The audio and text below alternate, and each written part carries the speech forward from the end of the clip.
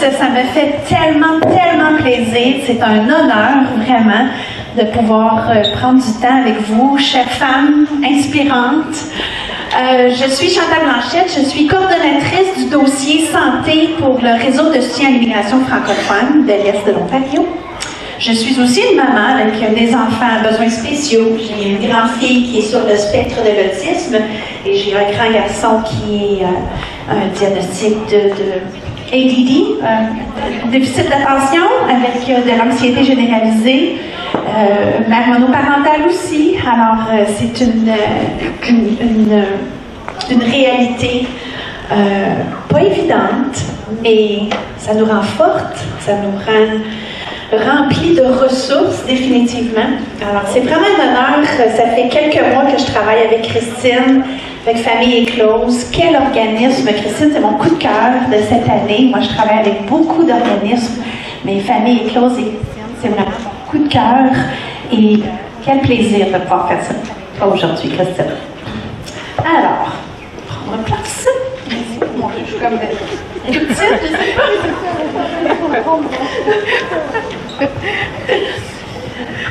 Est-ce qu'on peut peut-être avoir des bouteilles d'eau pour nos panélistes, messieurs? Ça serait gentil.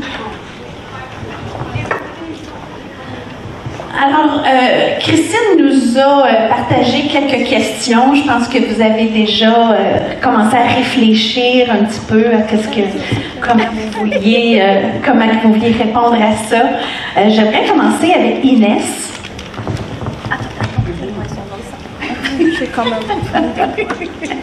Inès, si tu veux bien, j'aimerais commencer avec toi. Comme Christine nous disait, tu es là pour représenter les mamans avec des enfants à besoins spéciaux. Donc, peux-tu nous parler un petit peu de ton histoire, de ton enfant, du diagnostic que tu as reçu? Comment est-ce que ça s'est passé quand tu as reçu ce diagnostic-là? Bonsoir tout le monde. Moi, je m'appelle Inès, je viens de la République démocratique du Congo et je suis mère de 3 garçons, dont mon deuxième, c'est celui qui a les besoins spéciaux. Alors, il est né en 2019 et c'était vraiment un enfant joyeux qui répondait à tout quand vous l'appelez. Il disait déjà maman et toutes ces comme un enfant normal, je peux dire. Et il a eu ses 1 an. D'un coup, j'ai remarqué qu'il ne parlait plus. Il était très sensible au bruit. Il ne répondait pas, il ne répondait plus lorsqu'on l'appelait. Et là, ça devenait vraiment très inquiétant parce que je me dis, mais avant, il appelait maman, il répondait, il jouait, il réagissait à tout. D'un coup, il est très sensible au bruit. Dès qu'il y a du bruit, il met ses mains aux oreilles, il commence à pleurer, à crier. Dès qu'il voit des émissions, des enfants qui tombent dans un dessin animé, je veux dire, et lui aussi s'est mis à pleurer. Donc, il était vraiment très sensible et il ne voulait plus manger. Donc, il avait vraiment juste une préférence de nourriture, de purée, si je peux dire. Il ne voulait pas mâcher, donc c'est devenu un peu compliqué. Alors, on s'est décidé d'aller voir le médecin de famille, expliquer le problème, et ensuite elle m'a donné un formulaire que je devais remplir. Je devais d'abord l'observer pendant 2 semaines, remplir, voir à partir de là, retourner pour une suivi, et elle va faire certains examens. C'est alors j'ai ramené ces formulaires à la maison et c'était soit oui ou non. Est-ce qu'il fait ceci, est-ce qu'il fait cela? Et en tout cas, sur 20 questions, je peux dire tout était non, non, non, non. C'est alors, je suis rentrée 2 semaines après, elle a dû faire des examens, c'est alors qu'elle a constaté, et elle m'a dit que non, elle lui a donné ce diagnostic de l'autisme. Et à l'époque, on entend parler de ça, mais je n'avais vraiment aucune idée. Il s'agissait de quoi. Alors, j'étais un peu triste, dans la confusion, je ne savais plus, je ne savais pas à quoi m'attendre. Et moi, je suis chrétienne, femme de foi, je me disais, mon Dieu Seigneur, pourquoi ça? Alors, j'étais vraiment inquiète. Et en même temps, quand j'ai reçu le diagnostic, j'étais enceinte de mon 3e. Donc, ce qui fait que je venais à peine de sortir de la COVID. Donc j'étais déjà très malade, presque mourante, enceinte, malade. Et là, on me donne un diagnostic d'un enfant qui a le spectrum. Donc c'était vraiment le moment un peu difficile. Je me rappelle avoir dit à ma mère et au monde de la famille autour de moi, c'était un silence total. Un silence total. Et je n'ai pas réalisé en fait l'impact que ça pouvait avoir dans ma famille immédiatement, vu que j'étais déjà en congé maladie suite à la grossesse et toute autre maladie, bon, symptômes que moi j'avais personnellement. Alors vu que j'étais à la maison et dès que, je ne sais pas si j'ai répondu à la question aussi. Voilà, alors dès qu'elle m'a donné ce diagnostic, elle m'a référé directement à Gio pour qu'on aille faire des examens de l'oreille, savoir est-ce qu'il a un problème avec ses oreilles, est-ce qu'il a un problème avec sa bouche, sa langue, peut-être qu'il y a un retard quelconque. Alors tout ce qu'on a fait comme examen, c'était négatif. Alors il n'y a pas de problème et c'est comme ça que je me suis lancée. On s'est lancé ensemble avec le médecin de famille pour essayer de trouver des ressources afin de pouvoir l'aider. Merci. Justement, la prochaine question, c'était par rapport à ces ressources-là. Qu'est-ce que tu as réussi à trouver comme ressources et qu'est-ce qui t'a aidé? Quand j'ai commencé à faire des recherches sur le spectrum, bien sûr, la première des choses que j'ai fait, que le médecin de famille avait suggéré, c'était de le mettre dans une garderie parce qu'il restait à la maison. Il était avec moi. Alors on s'est dit sûrement que ça va l'aider de s'intégrer avec les enfants. Peut-être qu'il a peur parce qu'il est souvent seul et c'était durant la Covid, donc on ne sortait pas, il ne voyait pas du monde. Alors la première démarche que j'ai faite, c'était de l'inscrire à une garderie. C'était un peu difficile parce que je ne suis pas habituée de le laisser. En tant que mère, parfois, tu n'as pas envie de laisser parce que tu te poses la question, est-ce qu'il y aura quelqu'un qui va le comprendre? Est-ce qu'il y aura quelqu'un qui prendra soin de lui comme moi je pourrais le faire, supporter les caprices parfois? Mais j'avais pas de choix parce que j'étais déterminée à pouvoir l'aider. Et le docteur Chabi m'a dit, bon, c'est mieux comme on l'a détecté tôt et on pourrait commencer des traitements plus tôt. Alors c'est comme ça qu'on m'a renvoyé à Chio. J'ai pu... Attends, j'écris une liste là, je n'ai pas pu me mémoriser parce que j'en ai fait trop. Alors, je me suis enregistrée avec Ontario Autism Program. Ils m'ont suggéré de faire ça, c'est que j'ai fait. Il a son numéro de dossier. Et c'est alors qu'ils m'ont envoyé la liste de programmes auxquels je pouvais l'inscrire, qui pouvaient l'aider. Donc, en même temps, j'étais avec Chio aussi, vu que c'était pendant la Covid, il y avait une longue liste d'attente et bon, j'étais quand même dans la liste d'attente, mais c'était plus lent. Alors, j'ai commencé le programme avec lui de Social ABC. Alors, nous avons commencé ces programmes-là et j'allais avec lui sur place. C'était un peu difficile, très difficile pour moi à l'époque parce que j'étais enceinte et une chose que j'ai remarqué que je n'ai vraiment pas aimé, c'est toi la maman faite qui doit faire tous ces exercices avec lui et j'étais déjà pas bien. Mais quand même, vu que j'étais déterminée de pouvoir aider mon fils, alors nous avons fait ce programme avec Social ABC. Dès qu'il a fini, nous avons entamé notre programme avec Quick Start, Early Years. Je fais ces programmes, il y avait une dame qui venait à la maison, qui va l'observer, mais suite à la Covid, on a décidé de faire à distance. Donc on était sur Zoom et moi avec mon petit à la maison, on faisait des routines, le matin qu'est-ce qu'il aime faire, et comme il aime faire les mêmes choses à la même heure, manger la même nourriture, donc tout c'est vraiment... il fait le même chose chaque jour. Alors c'est comme ça qu'elle me donnait de suggestions, quoi faire. Et là, ça m'épuisait vraiment. Comme je dis, j'étais enceinte et c'était vraiment pas évident. Et ce qui n'était pas aussi bénéfique pour moi, ça devait être la même personne qui fait ces programmes avec lui. Donc ça pouvait pas être moi aujourd'hui, demain, son père ou quelqu'un d'autre. Il faut que ce soit la même personne. Et je dis, mais ça ne m'aide pas parce que déjà, émotionnellement, je suis fatiguée, physiquement, n'en parlons pas.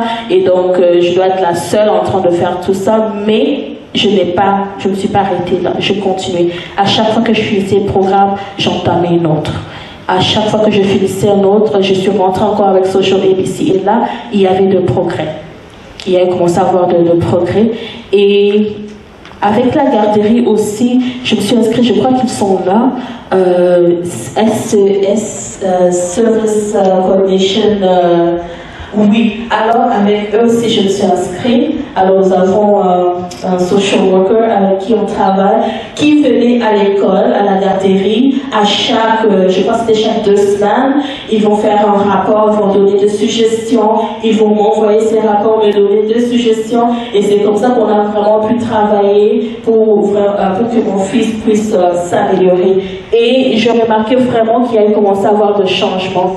Malgré qu'il ne répondait toujours pas à son nom, mais au moins il commençait à comprendre les routines, il commençait à interagir avec les personnes, vu qu'il était avec d'autres enfants, il a commencé à suivre les routines, et quand tu lui poses la question, peut-être qu'il ne va pas répondre, mais au moins il a commencé à comprendre le contexte de ce que tu voulais de lui. On s'est battu pour la nourriture vu qu'il ne voulait pas mâcher. Et là, on travaillait ensemble, même à la maison, avec la famille. Malgré que je n'avais rien dit dans mon entourage, personne ne pensait que j'avais un enfant en besoin spécial. Donc, c'était juste vraiment la famille intime qui connaissait. Et je pense que même jusqu'à date, il y a certaines personnes, à chaque fois que j'en parle, ils sont surpris. Mais c'était vraiment des moments très, très, très difficiles. J'ai eu même à perdre certains emplois parce que, en fait, je devais m'occuper de l'enfant et financièrement, ça devenait très, très, très compliqué. Et je peux dire que c'est ça vraiment l'impact que ça a eu dans ma maison. Donc, il a vraiment commencé à s'améliorer suite à ces programmes avec SCS, avec Quick Start, Social ABC. Ensuite, il y avait Occupational Therapist de Chio qui allait aussi à la garderie, qui l'aidait avec tout ce qui est comme, comment je peux dire, activité journalière, s'habiller, et il a commencé vraiment à être indépendant et il nous a vraiment surpris. Il y avait un jour où nous étions à la maison et il était en train de regarder des émissions il aime beaucoup les animaux, et d'un coup on remarque qu'il a commencé à nommer tous les animaux, et là j'étais tellement émotionnée, ma soeur était là, on a commencé à enregistrer, il a nommé tous les animaux. La même semaine, il a commencé à dire ses ABC, ses alphabets, il a commencé à compter jusqu'à 10, et toute la semaine, il nous a épatés. Et ça, je peux dire, c'est parce que j'ai fait cet effort de pouvoir l'aider. Alors, la semaine d'après, j'étais en train de lire quelque chose sur mon téléphone, et là, il vient sous mon épaule, et à ma grande surprise, il a commencé à lire tout ce qui était là. Et là, à chaque fois que tu te retournes pour le regarder, il devient timide. Il fait semblant, comme si il n'a rien fait. Alors, bref, j'ai fait plusieurs programmes avec lui. Malgré mes malaises, malgré mes défis, malgré mes émotions, je n'ai vraiment pas abandonné. Aujourd'hui, je peux dire, il a 4 ans. Le dernier programme que nous avons fait, c'était Entry to School avec ACT. Et là, ça l'a vraiment aidé pour s'intégrer à la maternelle. Aujourd'hui, il peut parler en français et en anglais. Il peut exprimer ses besoins quand il a faim. Il peut te parler de ses émotions. Mom, I'm sad. Mom, I'm happy. Quand il fait sortir, il commence vraiment à interagir. Malgré qu'il a toujours des petits séquelles, des petits défis, mais vraiment, ça a pris beaucoup de travail, beaucoup de nuits blanches, beaucoup de prières aussi pour pouvoir l'aider, et surtout de thérapie. Donc, jusqu'à présent, même, je peux dire, à peine je viens de recommencer avec le speech, avec Chio. Donc je ne m'arrête pas. Pour lui, là, je ferai tout. Je ne m'arrête pas.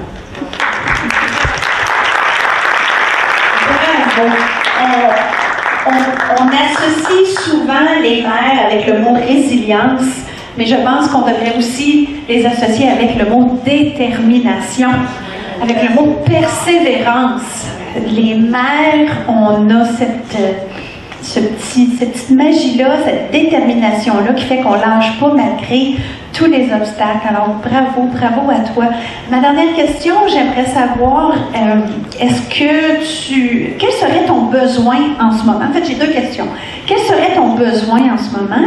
Et ma deuxième question, aurais-tu une recommandation à faire pour les autres mamans qui pourraient être dans la même situation?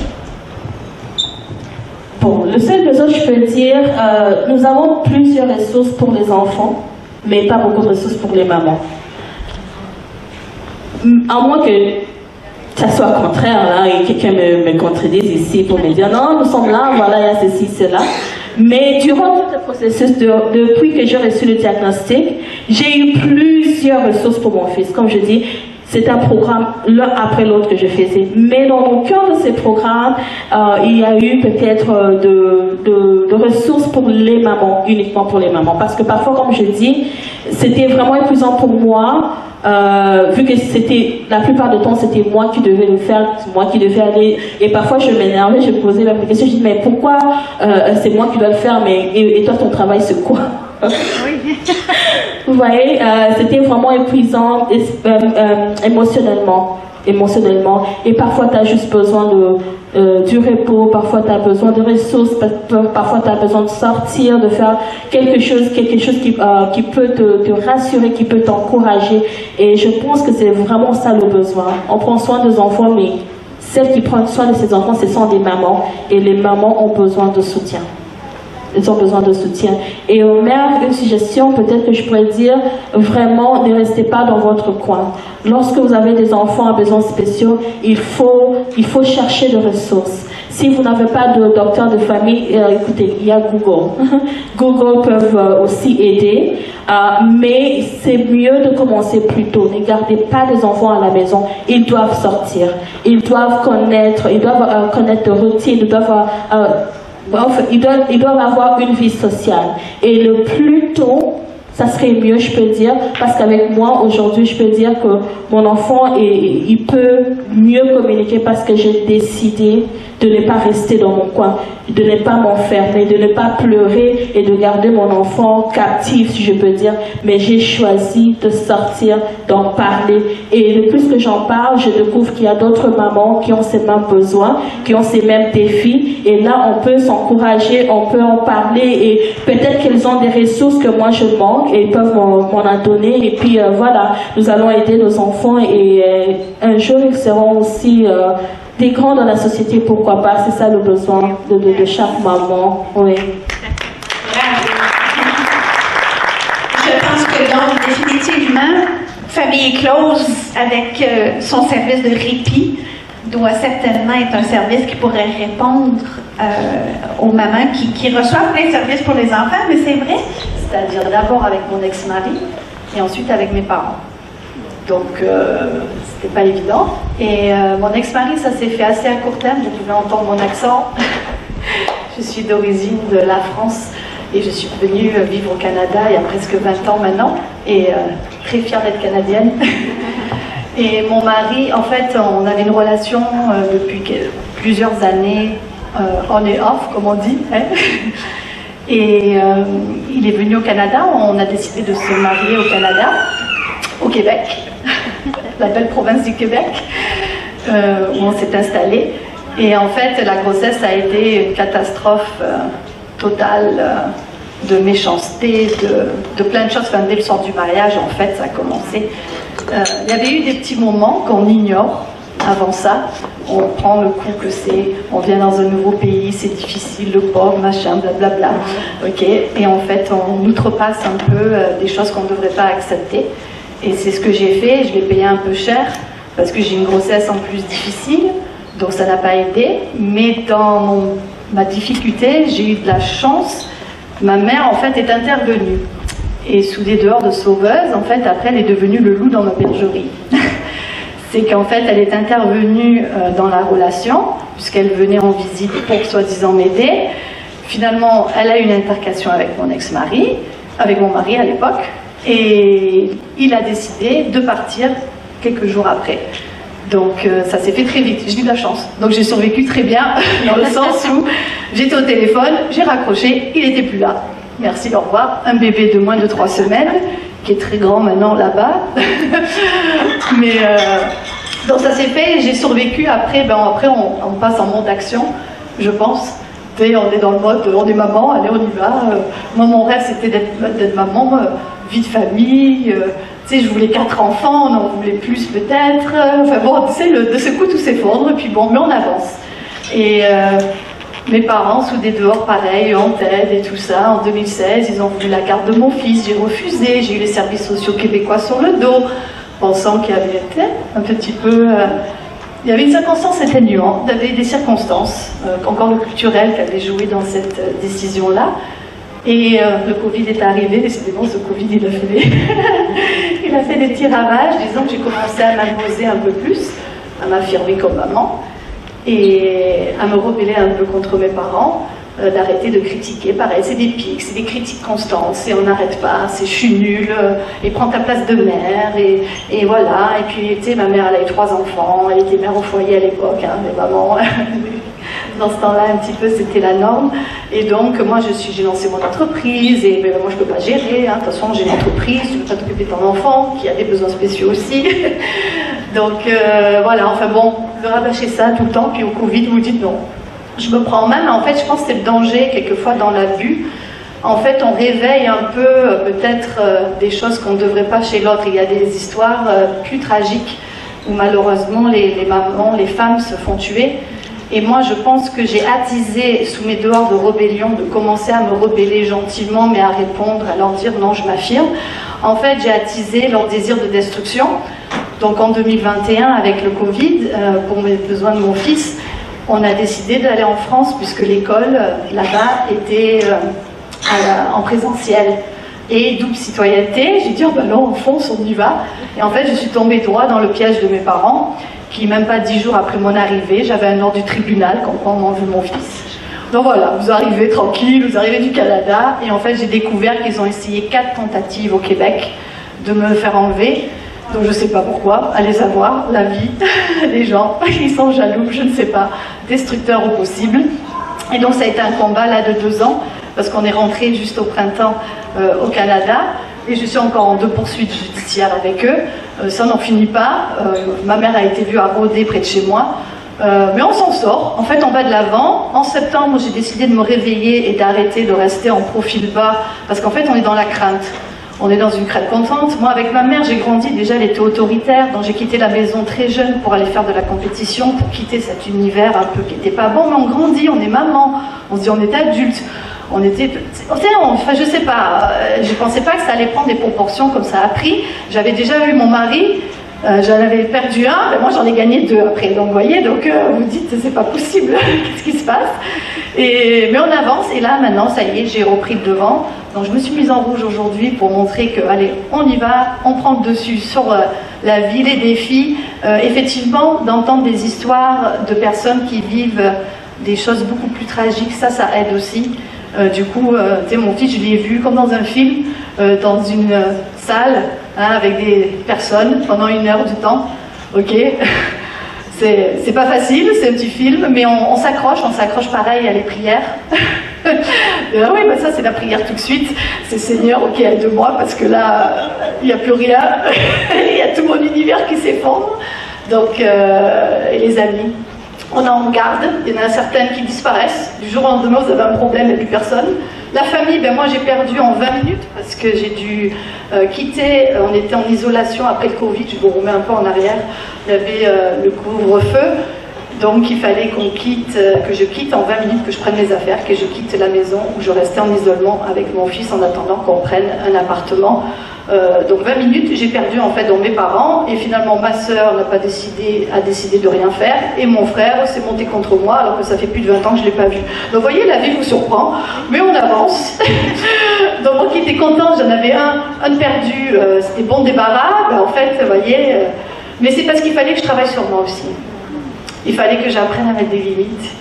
Et tu sais, à pas accepter, et je pense que ces personnes-là qui font de l'abus, parce qu'il y a de l'abus violent, il y a de l'abus, tu sais, il y a sexuel, il y a énormément, je sais que Christine l'a mentionné, elle a dit général, il y a toute forme d'abus qui sont inacceptables. Et en fait, je pense que j'étais trop gentille, trop à vouloir, c'est trop, je veux beaucoup aider. Et donc on ne voit pas le mal toujours qu'il y a, mais il y a des mauvaises personnes qui sont proches de nous, et c'est pas parce que c'est la famille qu'en fait il vaut mieux couper, hein, et on se crée sa propre famille. Donc voilà, donc en fait maintenant c'est un combat, on continue, on reprend le chef d'entreprise aussi, on continue la vie, puis ça va bien. Wow! Tu as un positivisme vraiment incroyable qui moi, m'impressionne beaucoup.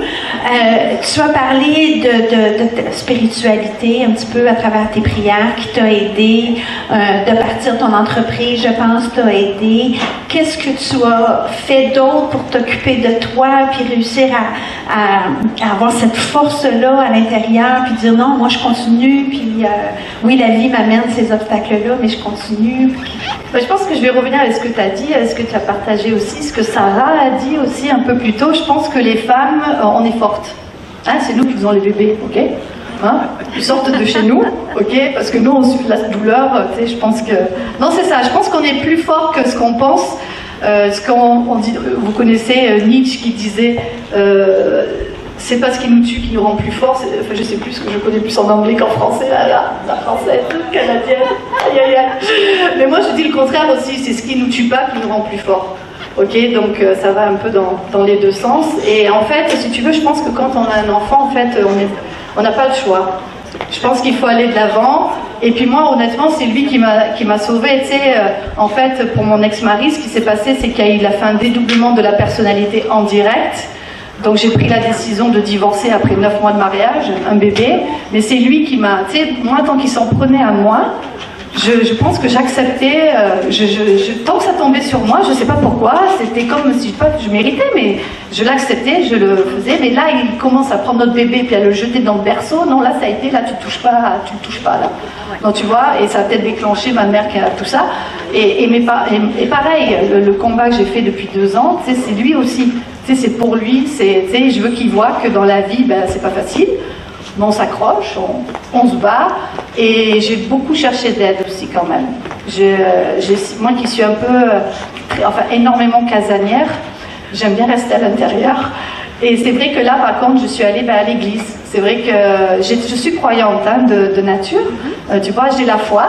Après, je suis pas là, tu sais, à faire des prières tout le temps, parler de Jésus, tout ça, tout le temps. Mais je me suis beaucoup raccrochée. La spiritualité a été très forte dans mon cas. Et j'ai eu un gros soutien quand même de personnes, d'amis d'enfance. Tu vois, il n'y en a resté plus que 2. Mais ça a été, voilà, des piliers qui ont été là. Comme quoi, tu vois, c'est pas la quantité, c'est la qualité. Mais il faut aller chercher. Je pense qu'il faut sortir. Et moi, ils avaient fait, autant mon ex-mari m'isoler, puisque tout le monde au travail me disait oh tiens, tu n'as plus l'énergie, t'as plus la même énergie, t'as plus ton de vie. Tu sais, moi je suis quelqu'un qui se pète le feu énormément, puis ils pouvaient voir que j'étais éteinte. Moi il me disait ça, tu es éteinte.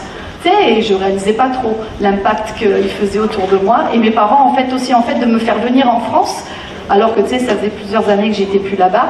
Ils ont voulu m'isoler, ils ont voulu me détruire, non pas comme maman, mais comme chef d'entreprise. Ils ont voulu tout détruire de moi. Mais hey, guess what? Je suis là. Voilà. Yes!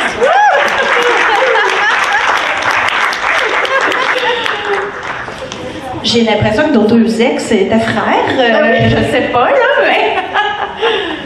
Non, mais c'est bien quand souvent on fait des problèmes. Il faut savoir que dans l'abus, on nous tourne tout vers nous, hein, que c'est nous qui faisons mal, c'est nous qui sommes le problème, c'est nous qui blablabla, hein, qu'on gère pas, qu'on fait pas, qu'on n'est pas capable. Mais en fait, moi je pense que mes parents, là, je les écrase. Moi, mon père, il a jamais été là. Ma mère, elle était d'une autoritaire à nous taper dessus et tout. Mais tu sais, moi j'ai donné une claque à mon fils, et ce qui a fait que j'ai eu les services sociaux parce que pareil, il y a des besoins spéciaux, donc c'était difficile. Tu sais, quelquefois, tu as le mauvais coup qui part parce que tu en as un peu ras-le-bol, tu as la petite claque qui part et tu as les services. Tu sais, c'est pas... Non, il faut... tu sais, on y va, quoi. Ma troisième question, c'était, as-tu des conseils pour celles qui sont encore dans ce genre de situation-là? Tu nous as parlé de ne pas rester à la maison, aller chercher de l'aide, mais pour celles qui sont encore vraiment à l'intérieur de ça, qu'est-ce que tu peux leur conseiller? Oui, alors je t'avoue que aller parler avec des professionnels aide, parce que justement, ça te fait reprendre un peu la valeur envers toi-même et te redonner cette confiance que tu as peut-être perdue, cette estime de toi qui est importante de te donner, que tu es une bonne personne et que tu ne mérites pas ça et qu'en fait c'est eux qui ont des problèmes et tout ça. Donc ça c'est super important. Je pense que ce qui m'a sauvée, c'est que financièrement, je suis indépendante et même avec mon mari, je sais pas, j'ai dû avoir quand même un sixième sens que quand il est venu au Canada, j'ai pas fait comme la française qu'il faut faire, tu sais, c'est le compte joint, c'est on prend le nom du mari, les vive le Québec, j'ai gardé mon nom. Pardon, désolée. Mais tu sais, c'était anticulturel pour moi, tu sais, c'était. Maintenant, je suis fière, tu sais, moi j'étais pas féministe, maintenant c'est allez, on y va, les femmes, il faut qu'on se lève et qu'on y aille. Ok, il faut qu'on aille tu sais, se lancer en affaires et tout ça, qu'on fasse bouger les choses. Et donc, la santé financière, j'aide un peu maintenant dans ce sens. Je pense que si j'avais pas, tu sais, eu ce pilier-là, je pense que ça aurait été difficile parce que ça m'a aidé aussi pour planifier notre retour, où j'ai fait un film d'action en fait. Parce que quand le jugement qui date, tu vois, de janvier, donc c'est assez récent, ils ont essayé de me bloquer avec un huissier pour me, tu sais, la suite. Et en fait, on a fait un film d'action, mais donc c'est préparer la sortie. Pendant des mois, j'ai préparé. Et donc moi, c'est ça, c'est qu'en fait, moi, j'ai attisé mes parents, tu sais, la destruction sans savoir, et elles peuvent aussi attiser, tu sais, la dangerosité de la personne en face. Ok, donc en fait, moi, je garde les profils bas, je ferai mon petit plan. Il y a des abris, hein, maintenant pour les femmes, même pour les enfants, parce que souvent c'est l'inquiétude des enfants, mais écoutez, moi il est là-bas, hein, il va s'en remettre, il va voir que maman elle est forte, et puis il voit que, il a compris. Je lui ai pas dit, quand on était dedans, on se voyait une heure par mois, hein, c'est pas beaucoup. Donc tu partages pas, mais ils vont comprendre, ils vont voir, mais il faut qu'elle prépare une sortie. Voilà, avec l'aide qu'il y a, je pense. Et c'est vrai que financièrement, ça aide. Si elles peuvent garder séparés, tu vois, les comptes. Ouvrir en cachette. Parce qu'après, voilà, c'est ça, il y a des situations, tu sais, mariée, pas mariée. Moi, j'ai eu de la chance, j'ai pu divorcer assez facilement. Mais il y en a où ça s'avère plus compliqué. Mais je pense qu'il ne faut quand même pas lâcher. Et il ne faut pas avoir la crainte de, tu sais, les rébellions, tout ça. Mais moi, j'ai cru que mes parents allaient me faire assassiner à un moment donné. On se fait des films. Parce que je me dis, ils vont tu sais, parce qu'ils sont partis tellement dans un monde auquel je ne m'y attendais pas, je me dis, ils ont un problème. Donc après, qu'est-ce qui les empêche de décider de m'enlever de la vie de mon fils? Ils essayent déjà depuis 2016. Tu sais, la fin, elle s'arrête tout. Donc c'est ça. Donc c'est vrai qu'il faut protéger. Donc moi, je garderai un petit profil bas, j'irai chercher de l'aide, je planifierai une sortie. Mais après, par contre, je prends les clics et les claques très vite. Et nous, on a fait ça en quelques jours. J'ai quitté la maison, quitté la province, tout fait. Voilà. Donc après, il faut être action et réaction et on y va, quoi. Patricia! Patricia qui a eu une journée rock'n'roll. Merci d'être avec nous. Merci. D'abord, je viens dire merci à tout le monde pour la patience parce que j'ai passé 16 heures aux urgences. Je suis arrivée aux urgences hier à 20h. J'ai quitté à 12h45 avec mon fils qui a des besoins particuliers entre un diagnostic du trouble du spectre de l'autisme. Mais j'avais dit à Christine, je vais être là, peu importe. Donc vous avez une maman devant vous qui n'a pas dormi, qui s'est chicanée avec les... Vous savez comment ça se passe aux urgences, hein? Je vous passe les détails, donc oui, c'est ça, je suis là. Oui, vraiment, une bonne année d'applaudissements. Tu n'as pas dormi du tout depuis hier? Non, j'ai essayé peut-être entre 3h et 4h du matin, mais parce qu'après on nous a balancé de service en service, il fallait qu'on trouve c'était quoi le problème. Bien sûr. Ben, ça paraît pas. Tu es magnifique. Merci. Alors vraiment, bravo. Donc, tu es ici pour représenter les mères monoparentales et étudiantes. Qu'est-ce qui t'a donné, toi, le désir de retourner ou de poursuivre tes études? Quel a été un petit peu ton cheminement? J'avais, comme tout le monde, j'ai fini mon secondaire, j'ai commencé mes études universitaires en Belgique et puis j'ai émigré au Canada. Ça m'a pris à peu près 10 ans et puis je suis retournée aux études à 33 ans. J'étais à Montréal et tout ça, puis je me suis mariée, enceinte. J'ai pas pu compléter tout ce que je faisais. Je suis partie en expatriation avec le père de mes enfants et mes enfants parce que nous sommes divorcés maintenant. Et justement, c'est suite au diagnostic d'autisme de mon fils qui a été fait en Afrique, en République démocratique du Congo. J'avais pas les ressources que je voulais, alors j'ai décidé de revenir au Canada. Et lorsque je suis revenue, en fait, j'étais venue dans l'idée, on confirme le diagnostic, je vois ce qu'on peut faire, et puis je veux retourner avoir un centre, une école, et je voulais avoir une formation. Et puis, mais Montréal, ça marchait pas trop pour moi, j'étais sur une liste d'attente pour 32 mois, je dis, ok, je bouge à Ottawa, je connais Ottawa. Alors j'arrive ici, première année, je suis à la maison, et je me dis, ok, qu'est-ce que je peux faire? Parce que j'ai un garçon de 12 ans, qui est celui qui est sous le spectre, et j'ai des jumelles de 10 ans. Donc, lorsque nous sommes revenus au Canada, elles avaient 3 ans, il avait 5 ans. Donc, mère monoparentale, bon, à ce moment-là, pas monoparentale, mais on s'entend. Donc, quand j'arrive à Ottawa, je me dis, qu'est-ce que je peux faire qui me permet d'être là pour mes enfants? C'est-à-dire, quel est le travail qui va me permettre d'être à la maison lorsqu'ils reviennent et pendant les vacances? Et j'ai fait une formation à la Cité collégiale en intervention auprès des personnes ayant un handicap. Donc ça m'a aidé à aider mon fils, ça m'a aidé à... J'ai beaucoup appris et je dirais que c'est là que j'ai fait mon acceptation. C'est dans un cours que j'étais dans le déni. Je parlais d'autisme, je suis sur les réseaux sociaux. Le 2 avril, je fais tout le gros bruit possible.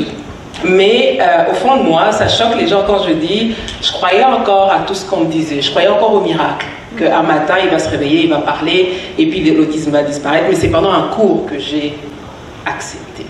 C'était dur. Alors, bon, je poursuis, et puis je commence à faire mes stages, et je suis comme, non, c'est pas assez. Alors, on nous offre l'opportunité quand on gradue à la Cité, de faire une passerelle à l'Université Saint-Paul et d'entrer directement en 3e année pour avoir le bac. Alors, j'étais séduite à l'idée d'avoir 2 diplômes en 4 ans. Déterminée, j'y vais, et puis bon. Et c'est là que je vais me tourner vers Inès et je me dis, quand nous allons en thérapie, on nous dit, vous êtes les meilleurs thérapeutes de vos enfants. Les séances durent 50 minutes d'orthophonie, d'ergothérapie, de ceci. Mais le professionnel travaille 40 minutes et vous dit, les 10 minutes, c'est vous, là. C'est vous qui allez faire le travail, c'est vous qui allez faire... Puis après, je me disais, mais quand je suis déprimée, là, comme mon oreiller mouillé, qui m'écoute? Et c'est comme ça que j'ai embarqué à l'Université Saint-Paul en sciences humaines et spiritualité, option counseling, psychothérapie et spiritualité.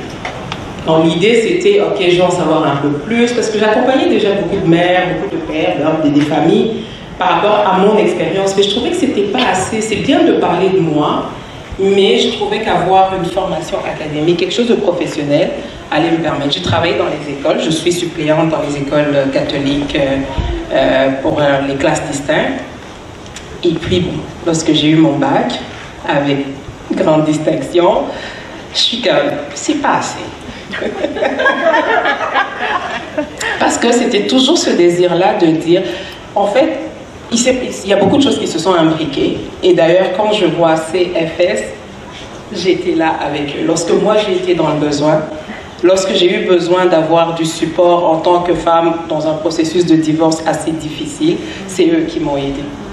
Alors donc, je réalisais que, comme beaucoup le savent, les couples, les familles qui ont des enfants à besoins spéciaux ou avec des handicaps, maladies graves, le taux de divorce est à peu près de 70%.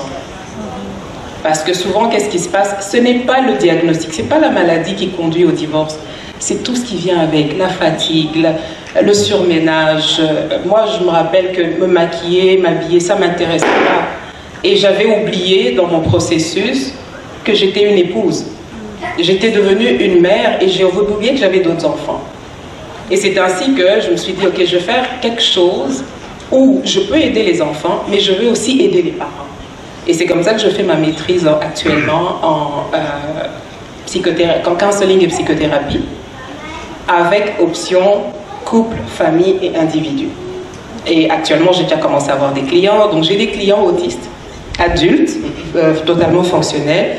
J'ai des clients, des familles qui ont des enfants à besoins particuliers, et j'ai un couple où tous les deux sont sur le spectre. L'un est TDAH, l'autre... Alors, pour moi, ça a été comme une révélation de me dire qui écoute les parents lorsqu'ils sont désemparés, lorsqu'ils ne savent plus où aller, lorsqu'il y a de la violence conjugale dans le couple, lorsqu'il y a des doutes en disant « Seigneur, pourquoi nous ? Qu'est-ce qui nous est arrivé ? Pourquoi nous ?» Alors, c'est ça que je fais. J'ai des clients que je vois, maintenant que je poursuis ma maîtrise en effet, bientôt finie. Et ça me permet, lorsque je rencontre des parents avec des besoins particuliers, quand je parle avec les parents, je parle des enfants, puis je me tourne vers eux. Et je dis, pour que vous soyez les meilleurs thérapeutes de vos enfants, il faut que vous soyez bien. Alors, donc c'est vraiment dans mon parcours, j'ai été chercher des études pour moi. D'abord, pour pouvoir travailler dans des conditions qui me permettraient de m'occuper de mes enfants. Mais là, comme Obélix, je suis tombée dedans, et puis là, j'ai plus lâché, mais je n'irai pas au PhD, là, je suis pas capable.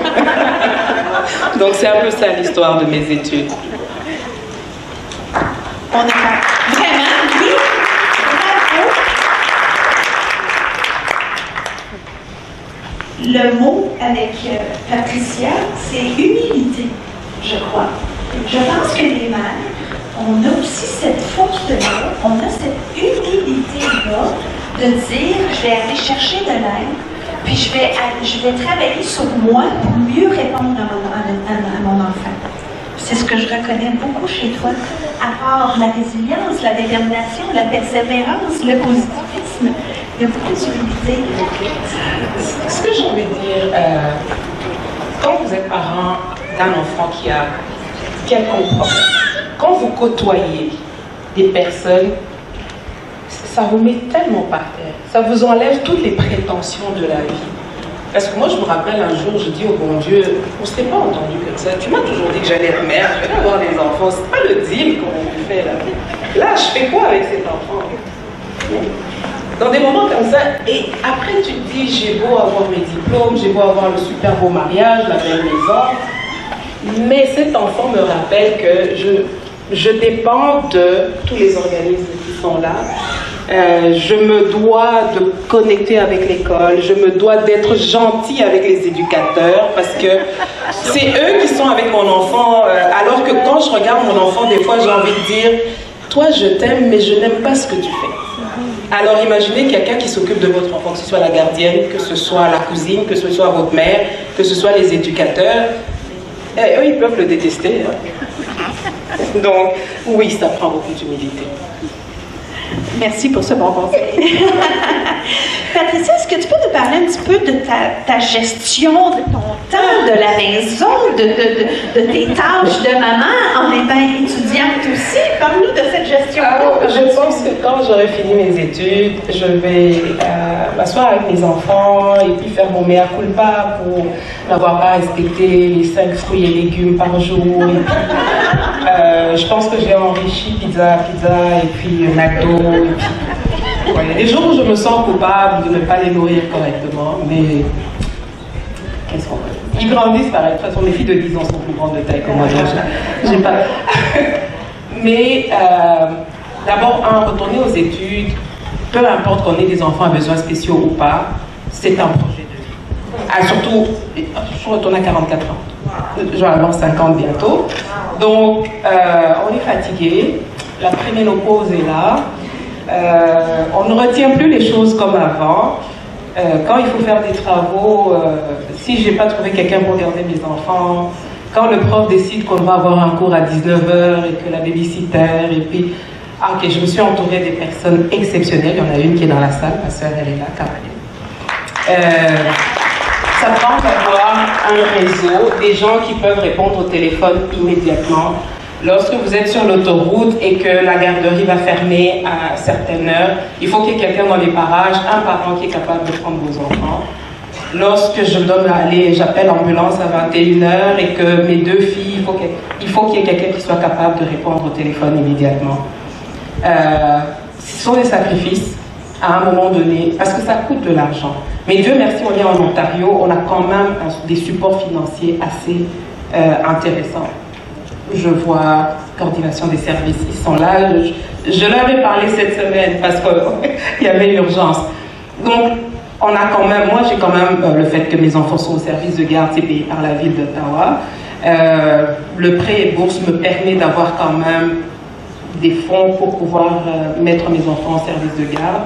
Mon fils, avec tous les fonds qu'il reçoit pour l'aide à domicile ou quoi que ce soit, j'ai pas de problème à payer. Mais je me dis pour les autres parents qui ne sont pas étudiants, qui n'ont pas un faible revenu, ça coûte très très très cher. Donc il faut compter sur les personnes. En matière d'organisation, il m'arrive de cuisiner à 1h du matin parce que mes enfants mangent des repas chauds à midi.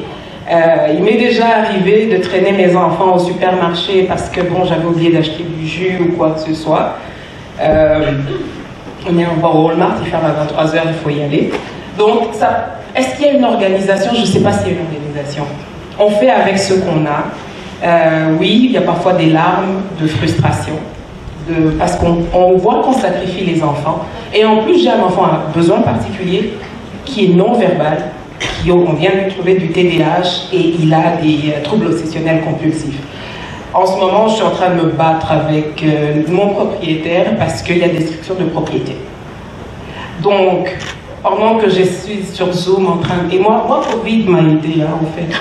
Oui, Covid a été bénéfique pour moi parce que j'ai pu étudier à la maison quand les écoles étaient fermées. Donc, il y a tout ça aussi. C'est comme, autant elle peut vous dire que c'était tout un problème, mais pour moi... Alors, je n'ai pas de plan, j'ai pas de recette miracle. Je me lève le matin, je fais ce que j'ai à faire. Si c'est bien, bravo. Si c'est pas bien, je demande pardon à mes enfants et puis on continue. Voilà.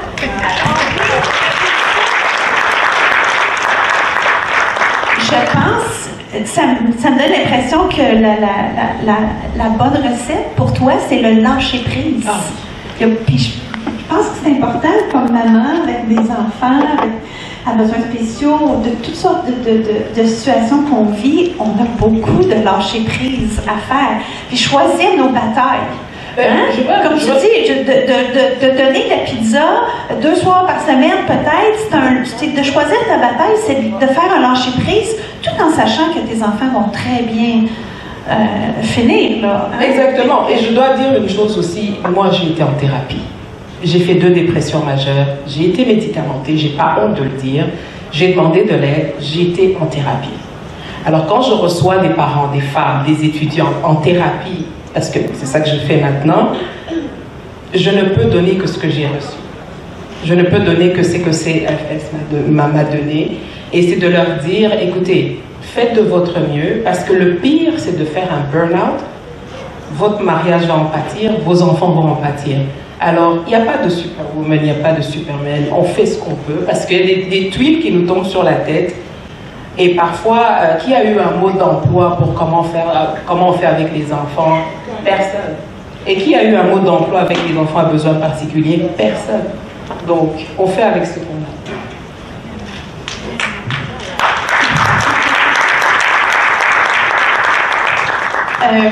Est-ce que tu as d'autres conseils pour les mamans qui sont dans la même situation que toi? Donc, vraiment t'organiser pour avoir un bon réseau. Ça, je pense que c'est vital pour nous toutes. Le lâcher prise, comme on a parlé. Puis, quel autre conseil tu pourrais donner? Moi, j'ai envie de dire, il ne faut pas s'oublier. On peut être parent, enfant avec des besoins ou pas de besoins, mais il ne faut pas s'oublier, il faut se faire plaisir. J'aurais pu excuser en disant je suis fatiguée ou quoi que ce soit, mais ça c'est mon plaisir, c'est mon me time. En ce moment-ci, je ne suis pas maman, je suis ici avec vous. Et c'est se faire prendre ce temps-là de dormir. C'est prendre le temps de dire, ok, là je vais rester sous la douche 20 minutes, laissez-moi tranquille. C'est accepter qu'on ne peut pas tout faire, mais surtout demander de l'aide. Moi, je suis une personne extrêmement orgueilleuse. Je pense que je suis capable de faire tout par moi-même, jusqu'au jour où mes mères ont lâché. J'ai demandé de l'aide. je n'hésite pas. Google, oh mon Dieu. Mais comme je dis, tous les services qui sont là, il y a toujours quelqu'un pour répondre. Et bon, comme je dis, j'ai envie de vendre ma propre sauce. L'Université Saint-Paul offre des services de counseling à des coûts très minimes. Et sincèrement, si vous n'en avez jamais fait, essayez l'expérience, que ce soit pour quoi que ce soit. Et les problèmes, c'est pas seulement les enfants, les problèmes, c'est pas seulement le couple, mais ce sont des transitions de vie. On décide de retourner aux études, on décide de se lancer en politique, des choses comme ça. Ça demande parfois qu'on nous accompagne un peu pour nous soutenir. Donc c'est un peu ça que j'ai envie de dire. Demandez de l'aide, ça ne vous coûtera rien. Dans le pire des cas, on vous dira non. Dans le meilleur des cas, vous gagnez quelque chose. Oui, puis, oui, vraiment. Puis on n'est pas obligé d'attendre que les nerfs nous lâchent pour aller en thérapie non plus. La thérapie, ça peut être en prévention aussi, ça peut être vraiment juste de s'occuper de son bien-être, tout simplement, ça peut être son me time, de pouvoir discuter avec quelqu'un, puis de démêler un petit peu des fois les émotions, puis les idées en fait. Puis en plus, maintenant, hein, les thérapies, on peut les faire par Zoom. Moi, mes thérapies, je les fais dans ma chambre, en pyjama, avec mon chat sur moi. Puis j'ai ma thérapeute qui est en Zoom sur l'écran, puis je flatte mon chat, puis un coup que mon heure avec la thérapeute est terminée, si j'ai envie de pleurer un bon coup, je suis déjà en pyjama dans mon lit, c'est fantastique, ça peut bien plus ça. Alors, il existe toutes sortes de moyens, hein, mais s'occuper de soi, vraiment. Ben, bravo, Patricia. Merci beaucoup. Une dernière main d'applaudissement pour Patricia. Moi, j'ai envie de te dire que si tu as envie de t'en aller tout de suite, puis aller te coucher, mais oui, parfait, super. On te garde avec nous alors. Merci. Alors, bonjour, Alice. Comment ça va? Allô, oui. Bonjour. Ça va? Aujourd'hui, ça va. Ouais, oui, aujourd'hui, c'est une bonne journée. Oui. J'en riais avec mon amie Chandra, mais mes enfants sont avec ma femme loin. Alors, même s'il y a une crise, je peux rien faire. Donc, je peux rester. Et c'est très, très rare. Merci beaucoup de te joindre à nous aujourd'hui. Tu es ici pour représenter les mamans qui ont un enfant malade. Oui. Tu peux nous parler un petit peu de ta situation, du cheminement que vous avez vécu? Oui, pas de problème. Voilà, c'est difficile de savoir où commencer parce que j'ai eu tellement des histoires incroyables qui viennent d'être dites. Enfin, je suis encore en train de digérer et d'absorber. D'ailleurs, je pense que je vais appeler Patricia après et on va se voir. Non, en plus, je me révèle dans beaucoup d'histoires parce qu'en dehors du fait que ma fille soit malade, en tout cas était très malade puis est en rémission, mes enfants ont des besoins spéciaux. Ma femme et moi, on en a 6. Donc on en a 6. Les 3 plus jeunes sont adoptés, donc les 3 plus jeunes ont des besoins spéciaux aussi. Voilà, je me reconnais dans beaucoup d'histoires aussi. Je suis française, donc ça tu me reconnais. Donc c'est pas mal extraordinaire d'être dans la salle avec vous tous, parce que juste dans une histoire similaire, ça fait du bien. Parce que je suis sûre que vous vous sentez un peu coupable de dire je parle de moi, mais ça fait du bien d'entendre des gens qui vivent des choses similaires. Moi, je suis pas toute seule, donc merci d'avoir partagé vos expériences, c'est pas mal extraordinaire. Je pense aussi à Sarah, je sais pas si elle est quelque part, je l'ai vue, ok. Bon bah, peut-être quelqu'un attrapez-la quand elle sort. Moi je suis ici pour vous parler parce que ma fille, alors encore une fois Covid aussi, ça c'est le point commun. Juste quand Covid, donc on a vécu tout le Covid déjà comme tout le monde, et le jour de la première rentrée après Covid, vraiment le deuxième jour, parce que le premier jour on voyait qu'elle allait pas bien. Mais en tout cas pendant l'été, ma fille, elle était calme puis des fois énervée, elle mangeait mal, on voyait que ça filait pas, mais on s'était dit bon, c'est Covid, elle a 4 ans, elle avait 4 ans à ce moment-là, on s'est dit bon, tu sais, c'est beaucoup, elle est très anxieuse. Elle a déjà des besoins spéciaux, elle est pleine de développement, elle a été exposée à l'alcool et à la drogue pendant sa grossesse, alors forcément déjà c'est un enfant qui a des difficultés, mais on voyait qu'elle en avait plus, mais avec le Covid on ne sait pas qu'est-ce qui les affecte, on ne sait pas vraiment. Donc on a fait beaucoup de suppositions, de tu sais, elle n'arrive pas à manger, parce que ceci, parce que cela, mais quand elle est retournée à l'école la première journée, déjà elle avait pas l'air d'être très enthousiaste, donc on s'est dit ok, elle jouait pas beaucoup. Et le jour d'après, ma femme est enseignante à l'école où elle allait. Et elle m'a dit, Jasmine est dans la cour de récréation toute seule et elle pleure. Et ça ne lui ressemblait pas trop. Alors du coup, je lui ai dit, mais il y a quelque chose.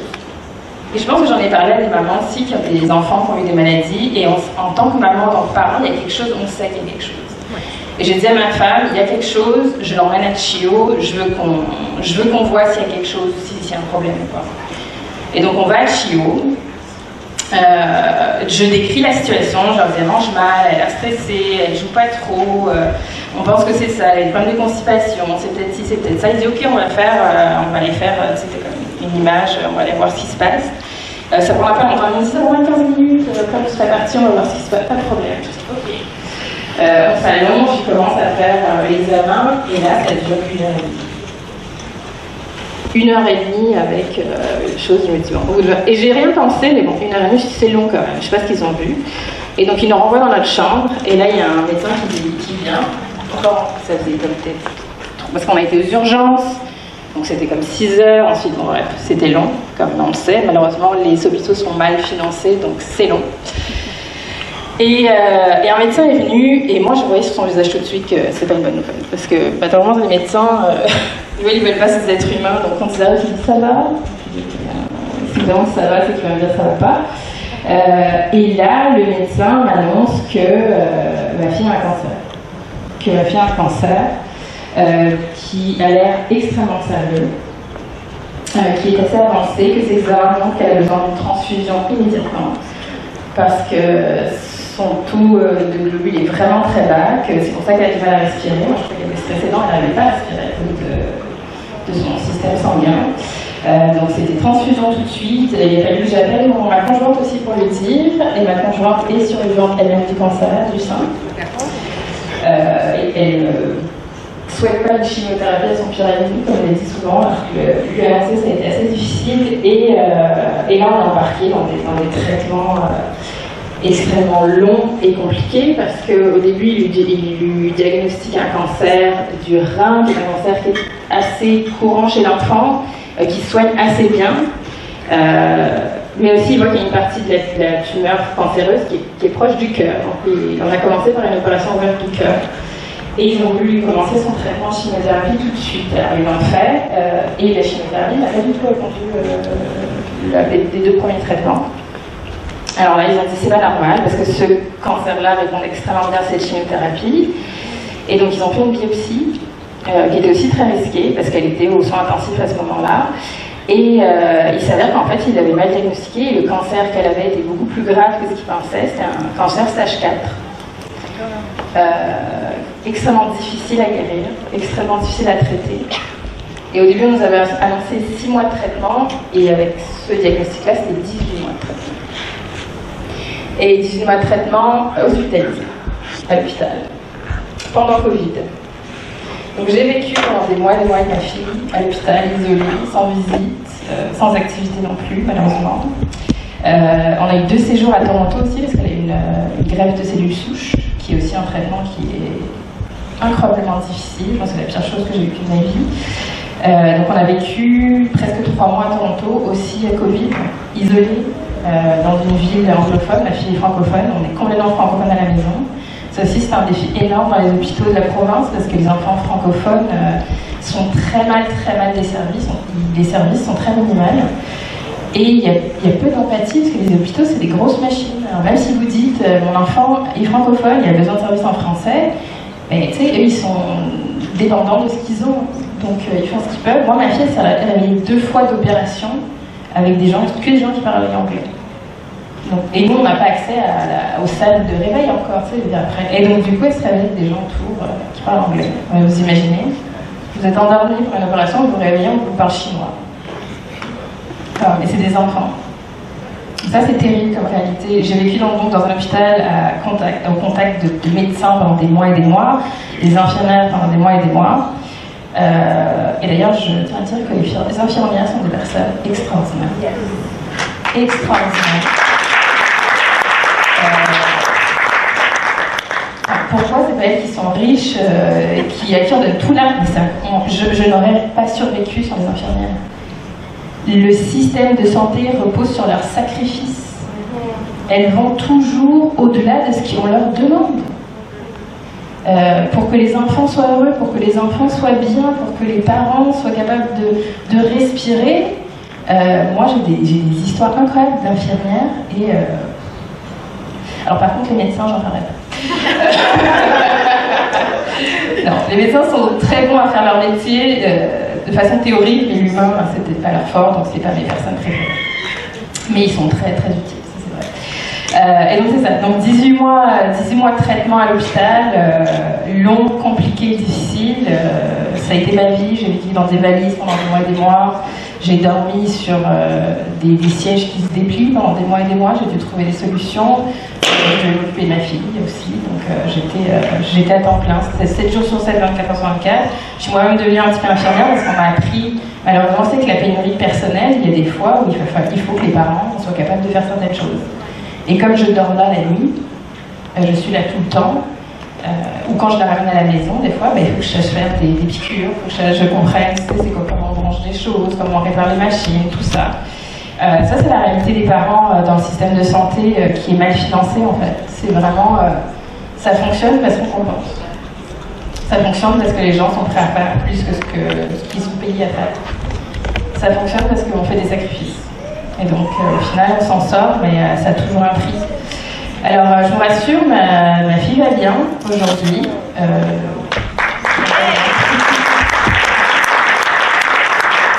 Ça a été long et compliqué, mais elle est courageuse, elle est incroyable. Enfin, c'est une petite fille incroyable. Aujourd'hui, elle a 7 ans, elle va avoir 8 ans le 22 novembre, c'est bientôt son anniversaire. Elle a été diagnostiquée avec 4 ans. Donc, ça a été un long chemin. Et malheureusement pour nous, malheureusement pour elle aussi, son cancer a énormément de taux de rechute. Son cancer, quand elle a terminé, le taux de rechute c'était de 75%. 75%, c'est énorme. Et ça réduit avec le temps, mais les chiffres sont encore énormes pour les rechutes. Alors elle est sur un traitement médical expérimental avec l'hôpital Sainte-Justine de Montréal. Et elle prend encore un traitement qui est comme une chimio, qui est comme très douce, mais du coup, elle n'a toujours pas de cheveux, malheureusement pour elle. Et donc, elle est encore en traitement, et donc il y a toujours un peu le stress, mais plus le temps passe, plus le stress réduit, plus on apprend à vivre avec ça. Et le cancer est toujours là, est toujours dans notre tête, mais du coup, ça devient moins l'inquiétude, parce que les besoins spéciaux reprennent la place qu'ils avaient avant, malheureusement, et donc je me reconnais dans vos témoignages aussi.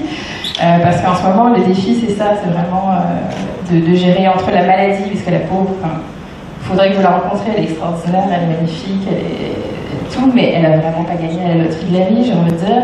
Elle a été très malade, elle a beaucoup de besoins spéciaux, elle se sent tellement différente, que mentalement, ça va pas. Mentalement, ça va vraiment pas. Quand on parle de maladies graves, quand on parle de cancer, des choses comme ça, on oublie que oui, la maladie est difficile, mais ça impacte le mental aussi. Et que même quand on a fini le traitement ou qu'on ça va mieux, le mental, lui, il est encore affecté. C'est-à-dire qu'on sauve le corps, on s'occupe du corps, mais à l'intérieur aussi, il y a une personne. Et cette personne-là, des fois, avec les maladies, on l'oublie. Et en fait, elle est importante, cette personne-là. Et donc voilà. Donc aujourd'hui, c'est un peu au jour le jour. Je pense que il n'y a pas de secret. Hein. Vous écoutez tout, puis c'est vraiment... moi, je trouve que c'est... Déjà, je n'ai pas réussi à lâcher prise. Moi, 2 semaines, 2 pizzas dans la semaine, c'est pas possible. Et donc, j'apprends. Hein. En fait, je sais qu'il faut que je laisse prise. C'est juste que le contrôle aussi, c'est rassurant des fois. Et demander de l'aide aussi. Moi, j'ai beaucoup de mal à demander de l'aide, puis je pense que je peux le faire tout seul. Et puis, avec ma maladie de ma fille, je me suis prouvé que je peux le faire tout seul, parce qu'il y a plein de gens qui m'ont dit, mais ça n'est pas possible de le faire seul, et je l'ai fait. Et j'ai dit, mais vous voyez, je l'ai fait. Et donc, ça m'aide pas à aller demander de l'aide, parce que ça me confirme encore et encore que ben, tu sais, si tu pousses, mais en fait, non, faut pas pousser jusqu'à ce qu'on craque. C'est ça le problème. Moi, ça m'est pas encore arrivé, mais j'apprends de ceux qui me partagent leur expérience que c'est possible, il faut que je fasse attention. Okay. C'est bien, oui. Un peu en prévention des fois pour s'outiller, pour être forte quand le moment arrive. je pense que dans ton cas, le mot c'est courage. beaucoup de courage. Beaucoup de courage de ta femme aussi. Je pense qu'elle aurait pu être là aujourd'hui parce que pendant que toi tu étais à Toronto, elle est à temps plein avec les autres enfants qui sont aussi à besoins spéciaux. Alors ça a dû avoir un grand impact sur toute la famille. Absolument. Énorme. Absolument. Énorme. Absolument. Quelles sont des ressources que tu as pu utiliser et qui ont été vraiment pratiques pour toi? Alors, malheureusement, mon expérience, elle n'est pas très représentative des parents, même aujourd'hui, parce que moi, j'ai vraiment vécu ça pendant Covid. Alors, l'accès aux services était minimal, si ce n'est inexistant, à cause de la situation. Mais en même temps, on a croisé quand même quelques organisations qui essayaient d'aider de la façon qu'ils étaient capables d'aider. Et pour les familles malades, quand vous êtes à Chio, en tout cas, il y a des organismes qui offrent du soutien. Moi, je sais qu'une des choses qui a été qui nous a aidé quand même beaucoup, c'est qu'ils nous assignent une travailleuse ou un travailleur social qui est en charge de regarder les programmes, qui est en charge d'appliquer. Parce qu'une des choses qui est extrêmement difficile avec un enfant malade ou un enfant à besoins spéciaux, c'est même s'il y a des programmes, même s'il y a des choses, il faut remplir des questionnaires et des questionnaires et des formulaires et des formulaires et remplir des... C'est un enfer, c'est un enfer. Il y a une fois, on a rempli, je pense que c'était 24 pages de questions sur les besoins et je pense qu'on a reçu $70 par mois. Enfin, c'était ridicule en tout cas. Et donc d'avoir quelqu'un comme ça qui va chercher les programmes et qui applique au programme et qui nous dit juste donnez-moi les dates, je vais faire la réclamation pour vous. Ça pour les parents qui ont des enfants avec des besoins, des maladies, juste avoir ça, c'est énorme. C'est énorme. Parce que je pense qu'il n'y a rien de pire de savoir qu'il y a des services, de savoir qu'on a accès à quelque chose, mais qu'on a besoin de cette énergie. On a besoin de l'énergie pour appliquer et faire des suivis, etc. et qu'on l'a pas. Ça veut dire que c'est comme si on voit quelque chose dont on a besoin, mais on ne peut même pas l'atteindre. On ne peut même pas l'atteindre, parce qu'on n'a pas l'énergie de juste passer cette étape-là. Et donc quand il y a quelqu'un qui fait ça pour nous, et qu'il google pour nous, pendant que nous, on fait autre chose avec notre temps et notre cerveau, et bien ça, c'est énorme. Et donc d'avoir accès à des services comme ça fait une grosse différence.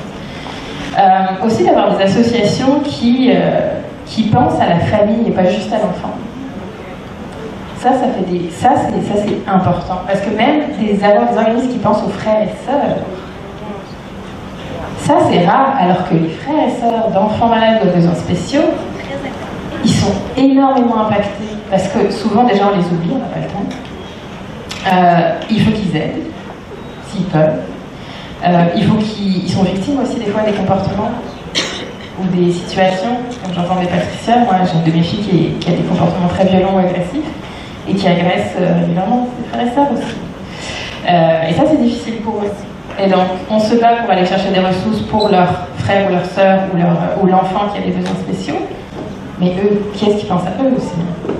Donc ça, il y a des associations pour les familles qui sont touchées par le cancer, qui s'occupent aussi, qui offrent des cadeaux, des choses. Là en ce moment, mes enfants sont à un programme, un camp pour les frères et sœurs d'enfants qui ont été affectés par le cancer. Donc c'est pour ça que ma famille est à Muskoka. Merci à eux. Et donc ça, c'était super. Puis par contre, ils en font pas assez pour les parents. Ça, c'est certain que pour les parents...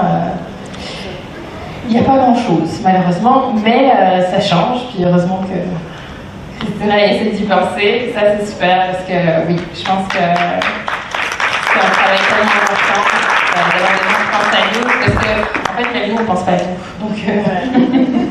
Donc on a besoin de quelqu'un d'autre le fasse pour nous souvent. Est-ce que tu aurais une dernière recommandation pour les parents? Donc, faire affaire, chercher des associations, ou au moins contacter des associations, comme tu parlais. Mais même pas ça, en fait. Il y a des gens qui vont vous demander de l'aide, est-ce qu'ils peuvent vous aider? Et souvent, nous, on n'a pas l'énergie et l'espace mental de faire toute la liste de tâches qu'on a besoin, en fait. Donc, si vous avez besoin d'aide et qu'il y a une personne qui veut le faire, dites-leur, gérez l'aide. Moi, il y a quelqu'un qui a fait un Facebook. Elle dit, mettez-vous sur le Facebook si vous voulez aider, on va vous dire quoi faire. Comme ça, Alice, elle n'a pas besoin d'entendre parler. Ça, c'était super. Demandez, s'il y a quelqu'un qui vous dit vous avez besoin de quoi et vous ne savez pas quoi dire, dites trouve-moi des ressources et des services. Trouve-moi, fais ça pour moi. Je vais pas vous dire, fais-le, même pas aller voir les organismes, demander à quelqu'un de trouver les services et les offres pour vous. Ça fait une énorme différence. Trouvez-vous un allié qui fait le lien entre vous et l'aide ou les services et les soutiens, peu importe. Faites cette personne, déjà ça peut amener une énorme différence. Est-ce que Famille Éclose a ça comme service? Oui, hein? C'est une bonne chose. Et je pense qu'avant de partir, la dernière chose que je pense qu'il est important pour moi de partager, c'est j'ai beaucoup aimé les mots, t'aimes vraiment courage, etc. Mais moi, ce qui me touche énormément, c'est d'aller derrière les mots. D'aller derrière les mots. Parce qu'il y a des choses qu'on entend beaucoup et que tout le monde entend, nous tous on les entend, c'est tous les compliments. Vous êtes forte, vous êtes courageuse, vous êtes résiliente, tout ça. Et des fois, tu sais, c'est gentil, mais des fois ça fait mal, moi je trouve. Des fois ça fait mal. Parce que j'aimerais plus que des mots. J'aimerais plus que des mots. Quand on me dit que je suis forte, j'ai envie de dire, mais j'ai pas le choix. Qu'est-ce que je suis supposée faire d'autre? Je suis supposée faire quoi? Mais il faudrait... Je peux pas, si mes enfants dépendent de moi. Donc, merci de me dire que je suis forte, parce que vous reconnaissez qui je suis et j'apprécie. Mais aussi, j'ai pas envie d'être forte, en fait, des fois. Il y a des jours où j'ai pas envie. Et j'ai pas le choix. Et donc, c'est une belle... mais j'ai pas le choix. Et qu'on me dise que je suis résiliente, c'est bien, mais j'aurais préféré ne pas avoir besoin de l'être. Si j'avais le choix, j'aurais préféré ne pas avoir besoin de l'être, mais je le suis, et Dieu merci, je le suis, honnêtement. Mais ces mots-là aussi, tu sais, il faut pas juste les dire, il faut des gestes. Je ne veux plus qu'on me dise, mais comment tu fais? Si tu vois que c'est difficile, tu peux pas me dire, ne fais pas me répéter que c'est difficile, aide-moi. Comment je fais? Mais je ne fais pas, j'ai pas le choix. Donc si tu vois que j'ai de la difficulté, aide-moi, offre-moi de l'aide. Ne m'offre pas juste des mots. Et ça, c'est vraiment important pour moi. Merci pour les compliments, parce qu'on a besoin d'être vus, parce que c'est vrai qu'on en fait beaucoup et qu'on est tous ça. Mais aussi, il y a des jours où on n'a pas envie et on n'a pas le choix. On n'a pas le choix. Merci. Très émotive. Merci de nous rappeler ça, absolument. Parce que tu as tout à fait raison. On est bon à dire les beaux compliments, mais il faut que les actions suivent. Comme on dit en québécois, il faut que les bottines suivent les babines. La connaissez-vous celle-là? Eh bien, c'est la fin de notre panel. J'ai quasiment pas de mots de fin. Je suis tellement... je suis en admiration devant vous toutes. C'est une belle leçon d'humilité pour moi aussi, de rappeler que derrière les mots, il faut qu'il y ait des actions. Puis bravo à chacune de vous. Bravo d'être là aujourd'hui, puis de prendre ce me-time-là pour venir partager vos histoires. Ce sont des histoires extrêmement inspirantes. Et puis, je salue votre courage, mesdames.